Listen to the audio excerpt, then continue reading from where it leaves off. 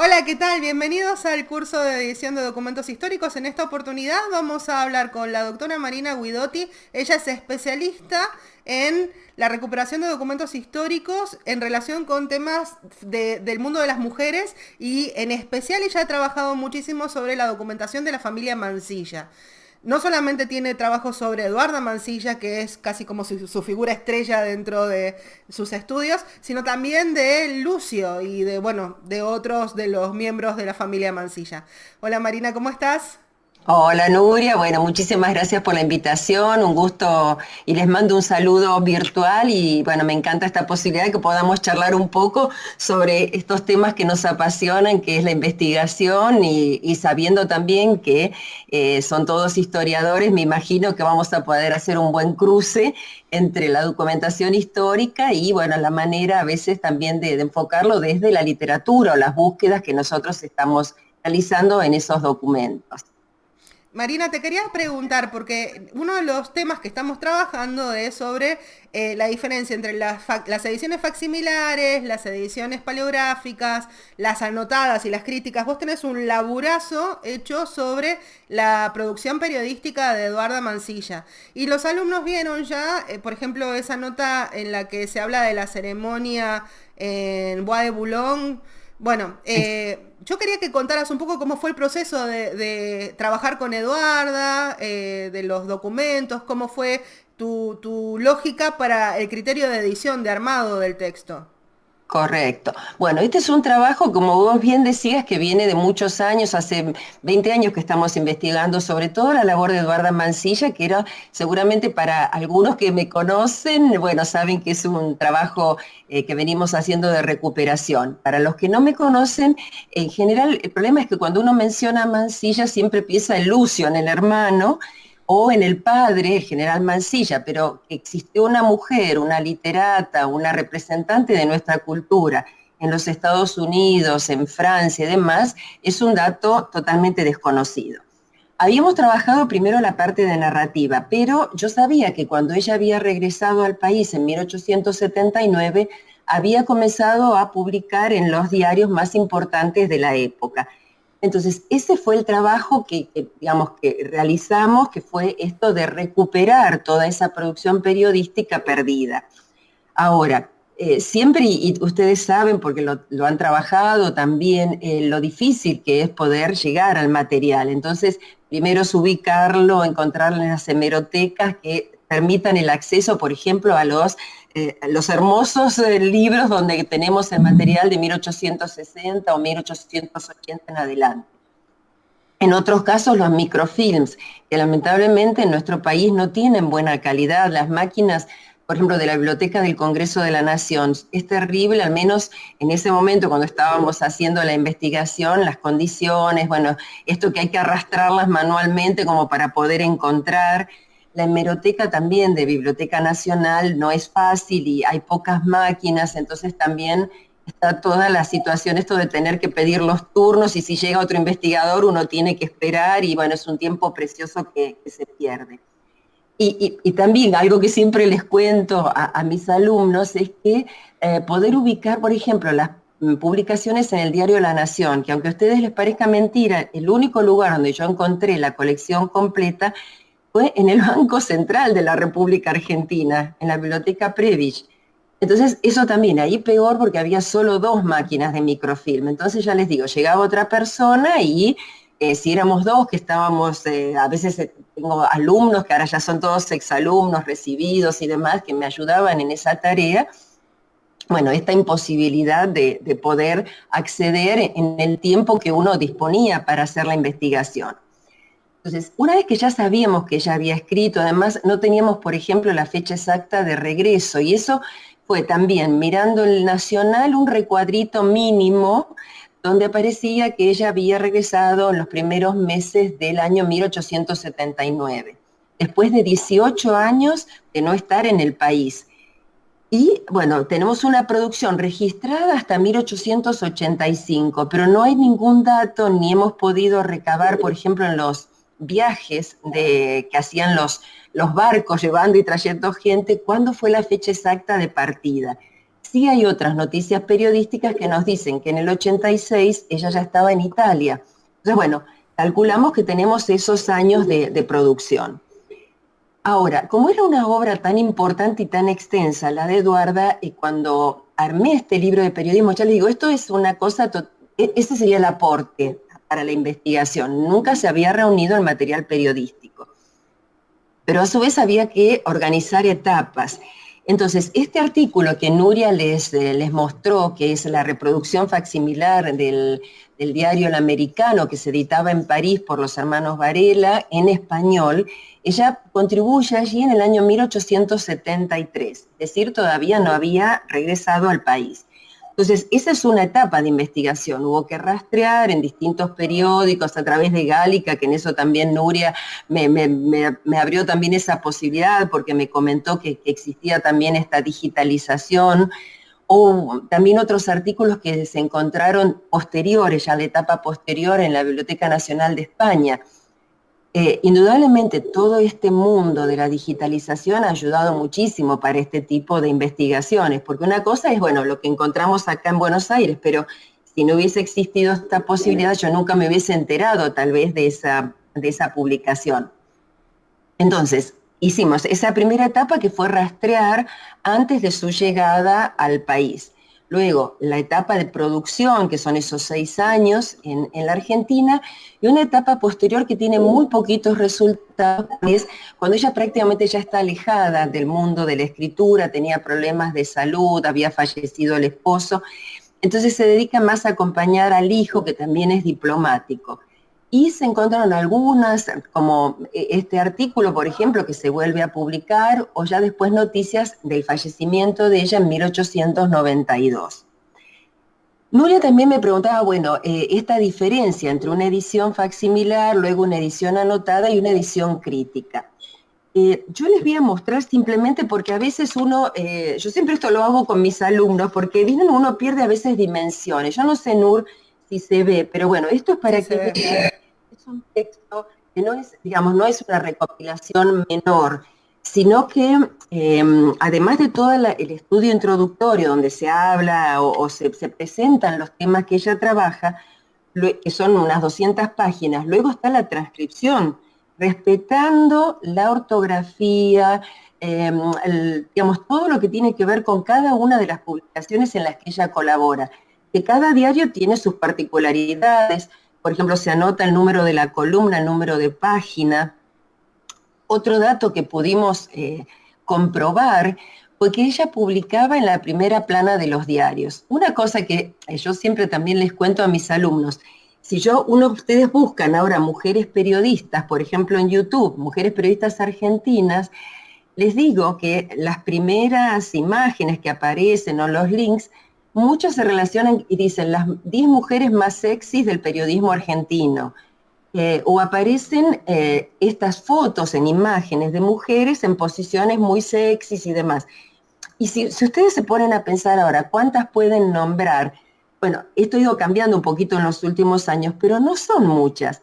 Imagínense en 1880, que estamos hablando de la generación del 80, todos ustedes por historia argentina lo tienen que poder ubicar, era muy difícil. Primero una mujer posicionarse, después escribir en un periódico. Tercero, estar en la primera plana, y yo diría que lo cuarto es que ella firmaba Eduarda, simplemente Eduarda. Eso demuestra también la recepción que tenían sus artículos, porque la gente no necesitaba que figurara Mansilla para que lo asociaran, o de García para relacionarla con el diplomático argentino que estaba en Europa. Entonces, eso habla también de un lugar de escritura muy importante.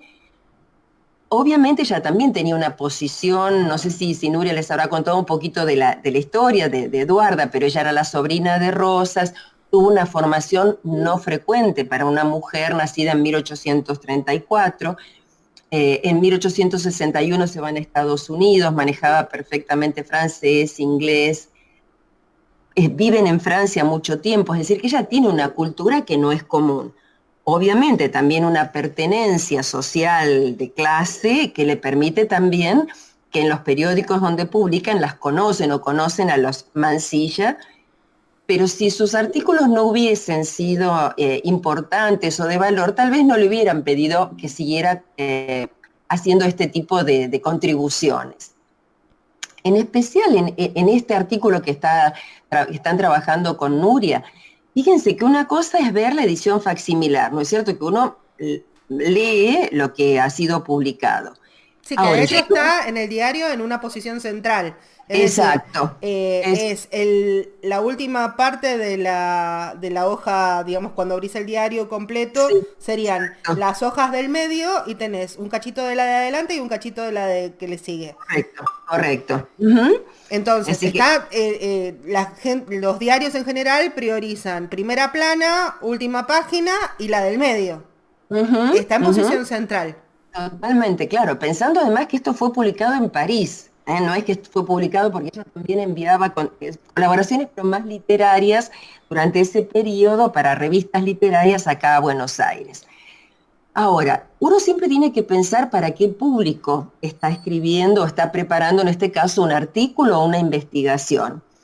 Eh, Indudablemente hay que contextualizar siempre un artículo, porque si no, no sabemos, primero ubicar esto que yo les conté, dónde lo escribe, por qué lo escribe, y tratar de leer entre líneas. Esto es lo que nosotros hablamos de esa connotación del lenguaje, es decir, no es simplemente, en este caso, una descripción de esta peregrinación a Nuestra Señora de Boulogne, sino que hay atrás todo un comentario personal, de carácter político, religioso, que tiene mucho que ver no solo con esa realidad que está describiendo, sino que está estableciendo nexos o contactos con la realidad argentina. Datos Entonces, que el lector actual no tiene. Ese es un dato importante. exacto, exactamente. Bueno, por eso es que hay tantas notas, en este caso, como es una edición crítica, que por eso también les mostré la tapa, porque no sé si se va a ver, pero acá dice EALA, es Ediciones Académicas de Literatura Argentina. Esto también es un emprendimiento realizado dentro del grupo de investigación de la universidad para poder eh, hacer este tipo de ediciones que son muy difíciles de solventar, sino de otra manera. En esto también contamos con el apoyo de la editorial Corregidor, que se jugó para, sobre todo para siglo XIX, que es tan difícil. También, no sé, se publicó Marechal, el Adán Buenos Aires, una edición crítica, bueno, pero eso tiene como más salida a los lectores. Entonces, primero pensar en qué lectores teníamos. Por eso es que van apareciendo en estas ediciones académicas una serie de notas, notas a pie de página o un glosario al finalizar la edición, donde van a aparecer personalidades, no sé, de la cultura, de la política, datos biográficos, a veces también de las personas con las que ella estaba relacionada, de la música, de su actividad, porque bueno, además era compositora, tenía, por eso les decía, una formación integral. Entonces yo puedo hacer una edición o un artículo con algunas notas, es decir, a partir de esa publicación voy poniendo unas notas mínimas. Pero también, y esto ya es la edición crítica, es donde yo agoto todo lo que puedo brindar sobre ese artículo, sobre ese trabajo, y además hago mi propia reflexión. Imagínense. ¿Cómo compones el criterio de diálogo entre lo que tenés de texto y el aparato de notas que vos vas a crear? Mira, fundamentalmente pienso a qué público va a estar dirigido, ¿sí? Como esta obra, en especial el interés o lo que nosotros pensábamos es que iba a estar dirigido a un público culto, es decir, que le interesara, a alguien que lee historia, por ejemplo, que le interesan las biografías, este texto le podía servir. Y también para los alumnos de la universidad, porque también a un alumno de letras, tal vez, no sé, un músico, un pintor, no tienen todos esa enciclopedia, como decimos. Ustedes como historiadores tienen muchos más datos, tal vez que nosotras, como del mundo de las letras. Por eso es que son dos carreras, yo digo, son dos almas gemelas, porque se llevan tan bien, ¿no es cierto?, los estudios de ambas disciplinas. A medida que uno se va poniendo más grande, yo digo, vas te das cuenta que necesitas de las herramientas, para mí de la historia es fundamental. Y también a ustedes les va a pasar que van a necesitar un lenguaje, como nosotros decimos, también más pulido, más académico, que es un lenguaje que tiene, digamos, las pautas de lo que sería el lenguaje literario, donde tenemos que utilizar también una serie de imágenes o a veces de explicaciones para que ese lector, que no es el lector común, pueda entender lo que estamos diciendo o lo que queremos transmitir. Por eso no sé si ustedes, si Nuria, vos le pudiste mandar el recortecito de la parte donde se hace el análisis en la introducción de No lo este puse, pero lo puedo artículo. agregar. No, más que nada era porque, por ejemplo, yo lo estaba releyendo hoy antes de conversar sobre el artículo y demás. Y claro, es porque, claro, en una introducción de tantos temas quedó, yo lo vuelvo a ver ahora y digo, y podría haber puesto más cosas, sí. Pero hay que pensar que si no iban a ser 3 libros como estos, porque cada artículo tiene algo que uno puede agregar o puede tomarlo desde otra perspectiva. Entonces, en esa introducción, lo que yo comento, es que tenemos que situar el tema del artículo, que es esta cuestión de la religiosidad que ya hay en Francia, pero también critica a otra parte del pueblo francés que no es religioso, lo compara con Estados Unidos, y luego, y ahí viene eso que yo les digo, esa lectura entre líneas, la referencia a esa separación entre el Estado laico y la Iglesia, que se va a dar sobre todo a partir de Sarmiento. Y Sarmiento fue muy, muy amigo del matrimonio Mansilla cuando ellos eran muy jóvenes, es cuando los envía con sus 2 nenes chiquitos a Estados Unidos como representante del gobierno argentino, cuando Sarmiento es elegido presidente. Entonces, fíjense que ella también está defendiendo una cuestión de principios, de moral, de educación, en la que ella se ha formado. Entonces, bueno, por eso tiene muchísimas más entretelones que uno podría sacar. Pero también pensando en el público, yo situé estos artículos o estas reflexiones pensando que estamos ya en la generación del 80, cuando ella regresa. Es la única mujer de esta generación que está escribiendo tantos textos. Y que es el momento en que en la Argentina también se está como discutiendo, reposicionando el tema de la identidad. Es decir, ¿qué es el etos nacional? ¿Cómo lo considera Eduarda? Por eso hay muchos artículos de ella sobre costumbres que hacen, digamos, referencia a no perder nuestra propia identidad frente a lo que viene traído de Europa, por ejemplo. Ustedes también habrán estudiado toda la relación de Argentina con Francia a partir del momento de la independencia, digamos, nuestros grandes pensadores tenían la mirada puesta en Francia. Entonces, acá hay un cambio de paradigma y de idea de acercarse a qué es lo que la Argentina tiene que ser o tiene que, esta Argentina que era tan pujante en lo económico, en lo agroexportador y demás, que estaba posicionada dentro de las 10 potencias mundiales, lo que también determinó que tanta gente viniera, ¿no?, a nuestro país.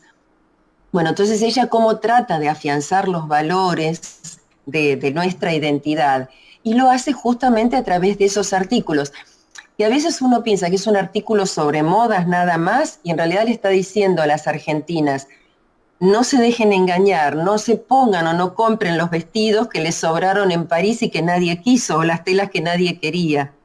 Entonces, eso, ustedes cómo lo vuelcan en un artículo crítico. Tienen que, digamos, trasladar, por supuesto, ese trabajo de investigación, ese documento. Pero si quieren hacer una ponencia, tienen que contextualizarlo, mostrar cuál era la realidad que se vivía en la Argentina, en el mundo, y tratar de leer esos implícitos. Eso es lo que más riqueza le va a dar al trabajo.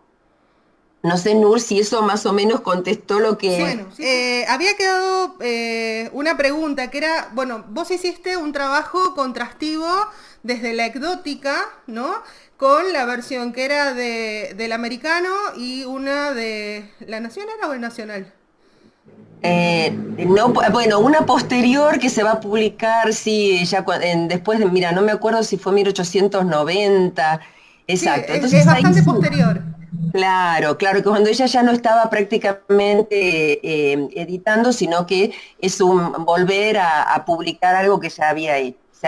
Claro, y En en el ese caso, trabajo sí. ese vos habías contrastado por ejemplo, bueno, los rasgos que tenían que ver con la cuestión discursiva, lo léxico, y Sí, bueno, una de las cosas que a mí me encanta de ese trabajo es que uno puede hacer un rastreo desde el punto de vista normativo, cómo fue cambiando el criterio editorial exacto. entre una época y otra, y no son tan distantes entre una y otra desde el punto de vista lingüístico. Exacto, exacto, pero sin embargo hay muchas modificaciones, se nota entonces ahí también el trabajo del editor o del corrector, que en ese caso fue cambiando. En esencia, lo que digamos, el texto es el mismo, pero justamente eso es lo que te permite trabajar con varias versiones, o esta sería la recuperación anecdótica, que eso es un tema que a nosotras nos apasiona con Nuria, porque es justamente eso, poder sacar a la luz esos textos que de otra manera se hubiesen perdido o no nos hubieran permitido, digamos, hacer estas nuevas ediciones. Entonces, en algunos casos son mínimas las diferencias. No, hay que ver también, en ese caso, estudiar si es diferencias en cuanto al contenido, si hay supresión a veces de párrafos, porque también la norma editorial o el espacio mismo con que se cuenta, o porque han cambiado los aires de edición y entonces también puede haber un recorte. En Sí. este caso es más, como dice Nuria, lo lingüístico. Cuando uno hace una edición crítica, todo eso tiene que estar consignado, aunque parece, es decir, lleva mucho trabajo anotar si, no sé, si hay una coma, una letra de más, una letra de menos, la supresión de una palabra, porque justamente lo que estamos brindando en este tipo de ediciones es un material que el investigador va a poder tomar como totalmente cierto, fiel, porque yo les decía, yo pensé ese abordaje, pero se pueden hacer tantas otras cosas, se puede completar desde otros puntos de vista, hacer un contrastivo entre la religión, por ejemplo, en Francia, en Estados Unidos y en la Argentina. Mm. Entonces, a un historiador que tiene más ese contexto histórico, le va a resultar más fácil que a mí, que lo hice digamos, también desde el abordaje de la autora, de su situación en ese momento y lo que pasaba acá, pero siempre, digamos, que es el conocimiento que yo tengo a partir de la literatura, de los movimientos literarios. Entonces, eso también es un valor incalculable, porque uno no sabe después estas investigaciones eh, cuántos trabajos van a dar lugar. Ahí justamente Nuria me estaba comentando que ella había encontrado después una tesina a partir de esta investigación, de los artículos periodísticos. Alguien que yo no conozco, bueno, hizo su tesina de maestría. Entonces, bueno, además, digamos, cada alumno, a veces cuando yo trabajo con ellos, les selecciono, les digo, bueno, algunos artículos, y son diferentes enfoques o enfoques que a mí no se me habían ocurrido, que no pude profundizar tanto. Ahora, por ejemplo, que estamos trabajando tanto en cuestiones de género y demás, bueno, también se puede hacer ese tipo de abordaje. Y en historia, bueno, también es muy importante cuando estudiamos la cuestión de la educación, por ejemplo, bueno, hubo que rastrear todo cómo era la educación en Francia, fundamentalmente, que era el modelo que toma Eduarda también, para ver el lugar de la mujer, cómo había ido evolucionando. Entonces, ella toma esos parámetros de Francia y de los Estados Unidos, por también la vivencia que había tenido allí, más ese contacto con Sarmiento, aunque no, en eso les digo que así como ella es muy de avanzada en otras cosas, yo diría que en el tema de educación o de esa libertad, por ejemplo, la libertad para votar, ella no se vuelve como una abanderada en ese sentido, es más tradicional. No obstante, ella aboga porque las mujeres puedan trabajar eh, como maestras, como traductoras, como maestras de música, que empiecen a salir y otro fundamentalmente dentro del área de periodismo, ella queda deslumbrada por la actividad de las reporters, que son las periodistas, es decir, una periodista que puede ir a un espectáculo teatral o a una reunión social, pensemos que estamos hablando de 1870, y por ese trabajo recibía una remuneración. Eso en Argentina todavía era impensado. Entonces, bueno, por eso nos va permitiendo hacer estas contextualizaciones. Bueno, Marina, una última pregunta. Si vos Como, tuvieras que extraer como cuál sería el valor, para redondear, ¿no? ¿Cuál sería el sí, valor principal de hacer una edición anotada o cuál preferirías, ¿no? Si la facsimilar o la anotada o la crítica. Calculo que vas a querer la anotada o la crítica, pero ¿cuál sería la diferencia de valor que vos extraés como para argumentar esta es la mejor Es opción que, dentro de un es que lo trabajo, que, ¿no? claro, lo que pasa es que una edición facsimilar te va a dar solamente la reproducción y no tenés ningún tipo de contexto allí. Es decir, eso es todo un trabajo personal que vas a tener que hacer. Una edición anotada, digamos que te ayuda porque tiene, a veces sobre todo son notas de vocabulario y demás, pero en cambio una edición crítica te da todo este panorama que dijimos, cultural, político, no sé, porque además cultural es tan amplio, porque en el caso de Eduarda es pintura, música, no sé, todo lo que tenía que ver con esa efervescencia que era Europa y que era también Argentina. Nosotros no comentamos hoy las notas que publica sobre la música en la Gaceta Musical, que también es la única periodista especializada en música que también publica en la primera plana, entonces ella hace comentarios de óperas, de los artistas, de las compañías que venían.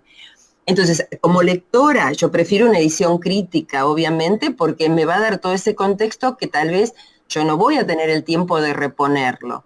Ese es el gran valor que tiene. Por un lado, recuperación, pero otro lado, también brindar todo ese aparato teórico que de otra manera es trabajoso para un, digamos, un lector que no está especializado, que no está acostumbrado. ¿M? Así que en ese sentido, siempre, digamos, para un investigador yo creo que la edición crítica es lo que más te apasiona hacer, ¿no? Después de la recuperación, las dos cosas. Así Bueno, que bueno, esto sería todo. Te agradezco muchísimo el tiempo que me regalaste, que nos no, por favor, regalaste para el no, taller. muchísimas gracias a vos por la invitación. Fue un placer y bueno, y ojalá pueda moverlos y si hay cualquier duda, además también vos, Nur, le podés pasar mi correo si alguien tiene alguna duda, inquietud y puedo contestarles con todo gusto, porque yo también estoy en la universidad, así que Bueno, los les que dejo sean, tu correo usual. claro, Cuando pongo el video, pongo el correo dale, tuyo sí, abajo para, por si te quieren claro, contactar. por ¿Sí? las dudas, ahí Y está, bueno, obviamente si la van a contactar a Marina, por favor díganle que fue a partir de este video, claro, porque exacto, ella tiene porque sí, muchos alumnos. ¿Sí? sí. Bueno, muchas gracias Bueno, por todo, ¿eh? gracias, gracias a vos. Un beso para todos y buenas tardes. Chao, Un chao. beso, hasta luego.